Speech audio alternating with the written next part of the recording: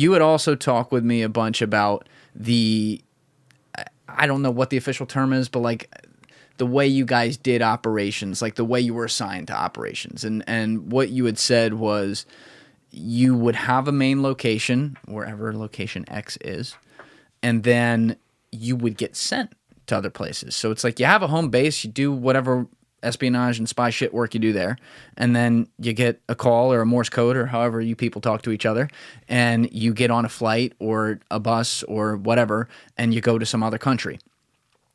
The way you were describing some of those stories about bringing in people from the cold or something like that, or turning someone a spy, you talk about, oh, we already have all their stuff tapped, we have surveillance teams on the road, all that.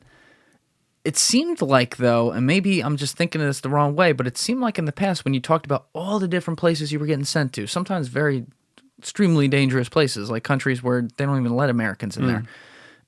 How would we even have teams everywhere? Like, how many other spies are like you? And every single person has a team automatically on the spot? So keep in mind that we're mixing and matching two different kinds of operations. If we're going to do a cold approach, then we're going to have tons of resources available to us. That was what I was saying. A cold approach, you're going to have tons of resources. That's only 5% of all approaches. In the other 95% of approaches, you don't need the whole team because you have the relationship and you have all the time on target and you have all the benefits and you've been working with a person for like 9 months, right? When the first time you meet somebody is the time that you tell them that you want secrets, that's a cold approach. Yeah. So it's two different things. So you weren't doing both when you'd get sent places? You can do both. Yeah, you can do both when you're sent places too. So here's how it works. They're usually high-value targets, so HVTs. HVT lives in some country in Europe, all right?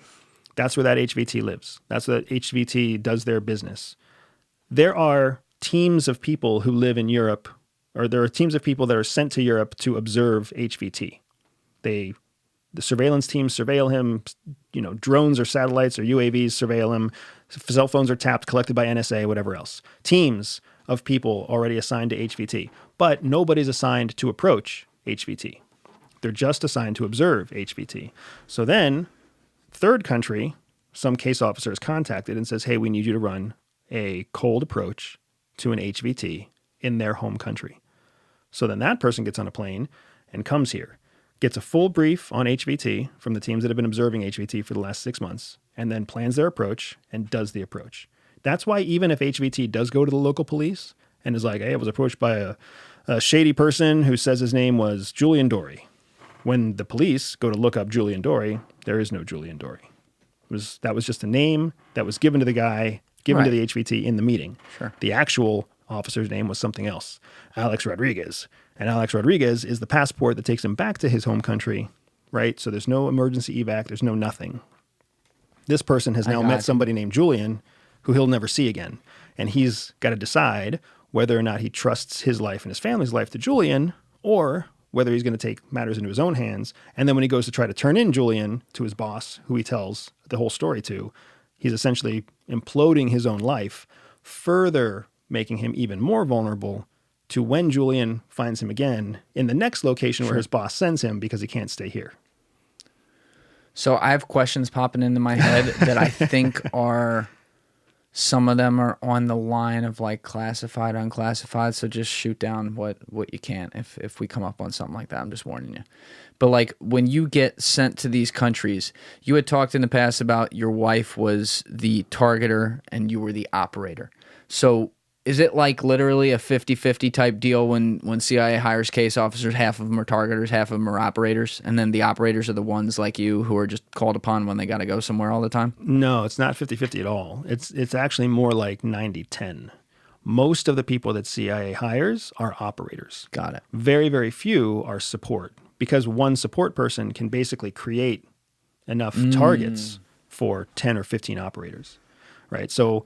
and you'll hear me say it. If you haven't heard me say it before, then I've been remiss not to mention it. But my wife was a superstar at CIA. Very well regarded, very well respected, very successful in her career field. What made her great? She was able to take disparate information, incomplete information, and turn it into a meaningful targeting package with a target that actually had real impact and real asset value. So she was able to do those for multiple people. I was just one of the beneficiaries. Can you explain like a broad example of like how that would go down? So your wife gets, I'll help you with the beginning. Your wife gets information from Langley or something that says you're in country X. Let me just put a name on the country. You're in Russia. All right. You're undercover. We need to get to this general in their military. Go. Is her skill then finding everything on him before the operator goes to make a full profile? Or what can you define what it is she does that makes her that targeter genius? Yeah, absolutely. So there's the example that you gave, there's actually there's kind of two approaches to the same thing.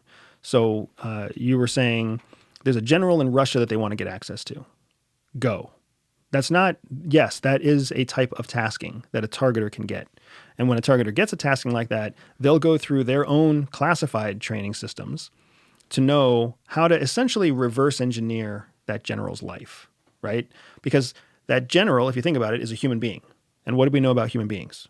A lot of times they're married. Mm-hmm. Sometimes they have kids. They've got grocery stores, gyms, drivers. They've got vehicles, cell phones, computers. There's shows they like to watch. They live in an address. There's all sorts of stuff. You can immediately start to research these different elements of any one person, whether they're a Russian general or whether they're, the guy next door.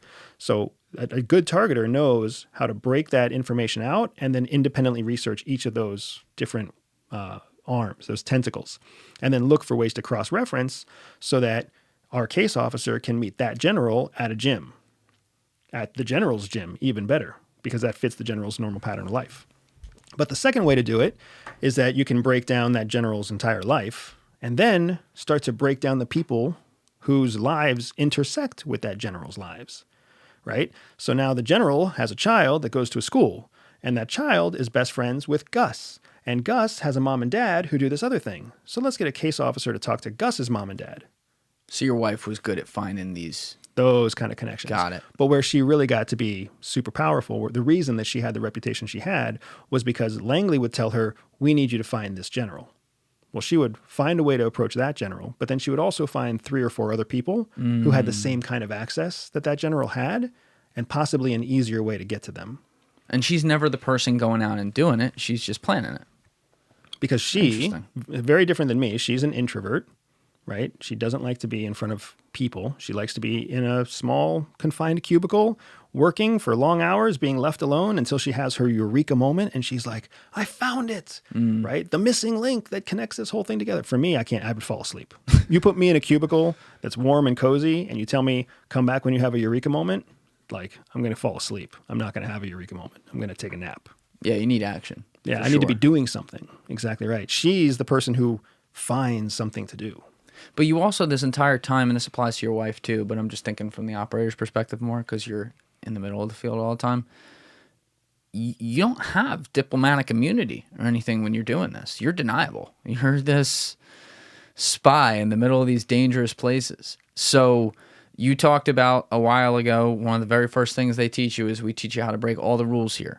Of course, my mind goes to, well, we're breaking the rules of all other countries because it's illegal to spy on other countries. That's an obvious one. But it sounds like it's a lot more than that, and I would imagine it's a lot more than that. So, do you, outside of just like cultivating people that you're turning into spies, how often were you running into, let's say, life and death situations where you had to make decisions and you had full autonomy and do whatever you had to do, including, goodbye? When you're doing espionage right, life and death situations don't happen often. So when you're undercover and you're undercover correctly, right? You've got the proper backstopping. You're doing a good job protecting your cover. You're living within your cover. When you're doing all of that right, nobody thinks that you're anything other than who you say you are. So the life or death situation never finds its way to you. This is what the Bond movies do all wrong, right? Everywhere James Bond goes, he ends up driving fast cars and shooting out of windows and whatever else. Yeah, that's crazy. Yeah. Yeah, that means he's actually a bad spy because a good spy gets in, does whatever they need to do, and gets out, and nobody even knows they were there. So for the vast majority of my career, life or death situations never really happened. I can count maybe 2. And even with those 2, I really can't say that the situation I was in was a life or death situation. It was just hairy and had the potential to escalate to possible life or death. Thank you for watching the video, guys. Please hit that subscribe button and check out this clip's full podcast episode by clicking here or in the description below.